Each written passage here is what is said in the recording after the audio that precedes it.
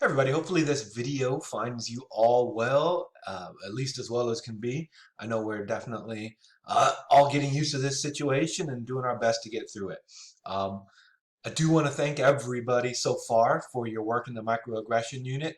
I love the discussions coming up in E5, right? Racial microaggressions in everyday life is subtle, bias, harmless. You guys are doing amazing there. And the I2 and Contra Costa, oh my God, so good, right? So keep it coming and really kind of stay connected with the unit because you guys are doing a really amazing job. Hopefully you're enjoying the Killing Me Softly if you've gotten to that. Again, a reminder, with the Killing Me Softly, it works best if you play the same character twice. In one instance, be aggressive, right? Really stand up for yourself and make note of how that impacts the character's kind of mental and physical well-being. And in the second go around, be passive, right? And again, keep notes. What's happening to the character and which of those seems preferable, or I don't know what's going on. Of course, you can play this as many times as you want. I really recommend going through it 3, 4, or 5 different times, especially to get a good sense of microaggressions and what they are. Okay. I did open up with E6 in the microaggression videos. Hopefully you've had a chance to look at those. I think it gives us a really firm set of examples of what microaggressions look like and how they impact people that are dealing with them. Okay. Um, I do want to talk a little bit about what's coming up next week now. You guys are really into this week and doing well. So let's kind of put our attention to a little bit next week as we finish up the work for this week. We are going to go through what we call a Socratic fishbowl discussion. One of the things about online classes and one of the kind of sacrifices that students make when they take an online class is really that real-time discussion with your classmates. And it's really hard to replicate that on an online platform. But it's so very important because so much learning takes place when the students themselves are debating and discussing and throwing ideas and weighing ideas and all of that kind of work that goes into developing those positions and having that conversation. That's where we connect your brain cells. That's where we really make learning happen, right? And so I've been racking my brain with how to kind of bring this to you in an online format. And I think I've got it set up pretty well. And so we'll talk a little bit about that as we move through this in a couple minutes. Normally, in a face-to-face class, I would probably have 5 or 6 students in the middle, and then who I would call the speakers, and then around this, we would have the listeners listening to what the speakers were discussing. And so each group of speakers would be debating or talking about one particular article, right? Really getting in depth. And all of the listeners have their own article that they have been reading and preparing that is similar and different to the one that the speakers would be talking about. So the listeners would then sit on the edge and make notes about comparing and contrasting, making connections between these different articles, right? And so that's where the critical work takes place. So nobody has a day off.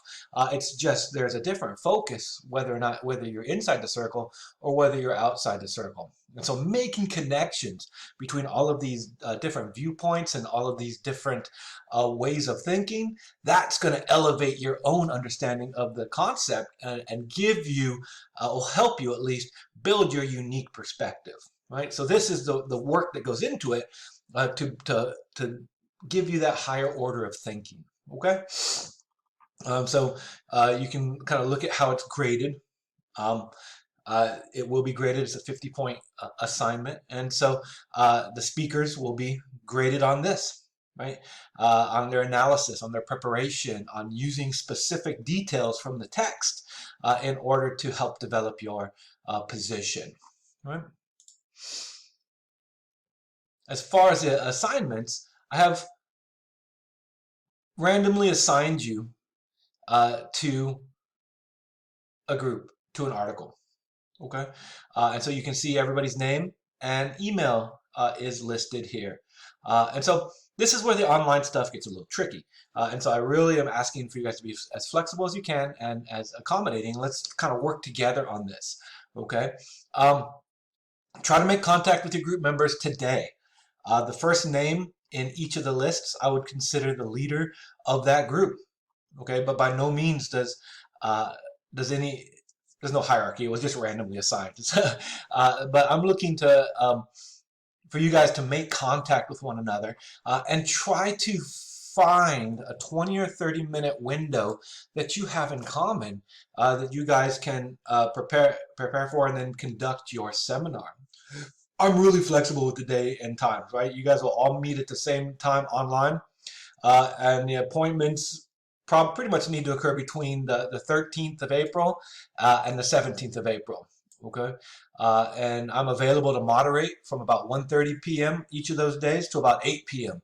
Right, so I'm really wide open on how we do this. Okay, and so on one of the next pages, I have kind of a layout on what the speakers are going to do in this meeting.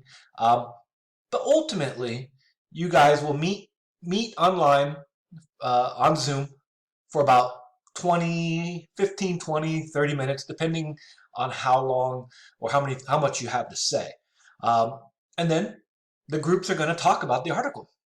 And I'm going to record this through Zoom and then share that with the rest of the class, right? And so they'll be able to watch you have a conversation, and they'll be able to kind of compare what you're saying about your article to what they're thinking about with their own article, right? So we're starting to make a lot of connections here. I do ask that the appointments are set by Sunday. Sometime on Sunday that you guys have contacted me, or at least one member of your group has contacted me with the agreed upon appointment date. Okay. This is an experiment on my part. I really think it's going to work well, and you guys are an awesome class to kind of guinea pig it on. So really, I'm looking forward to how this works and how we can get this to make a really big impact. I'm interested. Okay. So in your group, your article, if you click on the title of the article, it'll take you to a group homepage. And I have embedded your article in this announcement on the homepage. So just click it like here.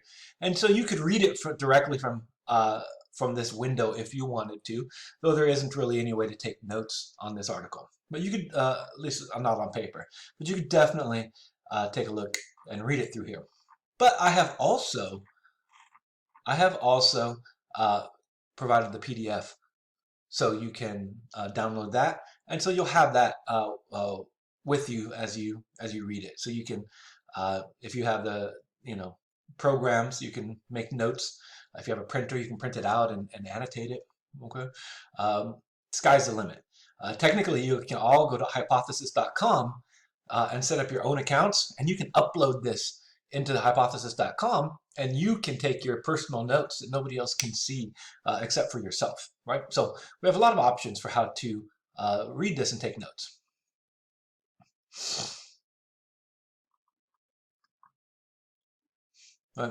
Okay. Again, here's the rubric for the discussion for the speakers. And so as you're trying to make your appointments, if you just really run into problems, one person, everybody can meet except for one person because of work, family, what, I get it. Just let me know. I can rearrange some stuff, right? So other groups might be having some of the same problems, and I can, swap group members in order to make things work. So I'm all about being flexible to make it work. Okay. So E14 as a speaker, this is how to prepare yourself for your conversation.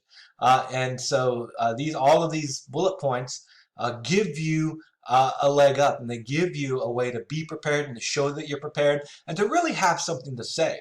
I will moderate these discussions, but my preference is to not be much of a part of it, just kind of be on the outside, helping you guys, helping things go along. But I will also be able to direct a conversation,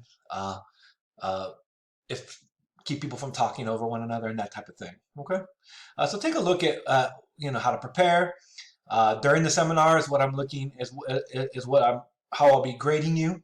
Okay, and then after the seminar, we're going to have a set of forums. I'll talk about those really quickly. As far as the listeners go, here are the listener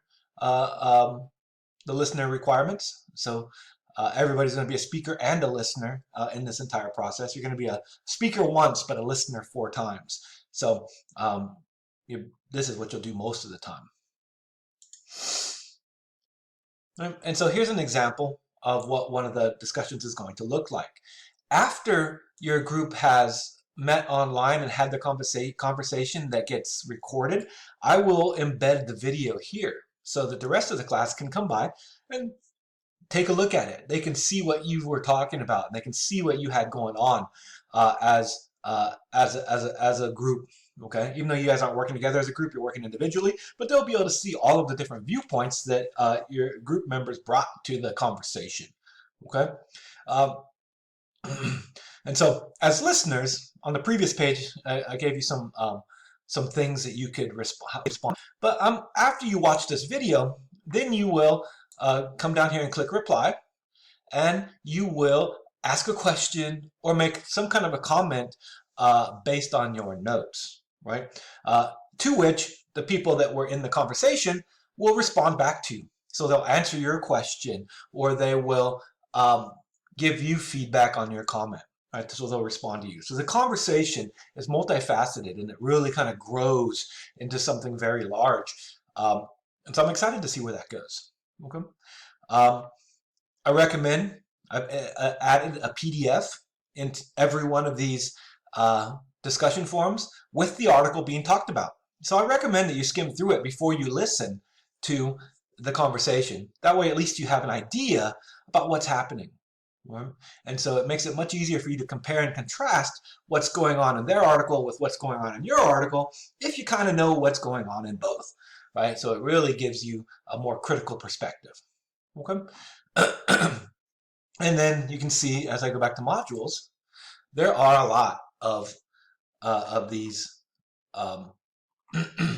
discussion forums, right? E16, 17, 18, 19, and 20 are all going to have a different conversation taking place.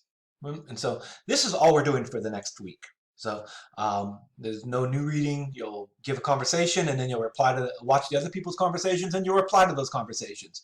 And that's what we'll do all week.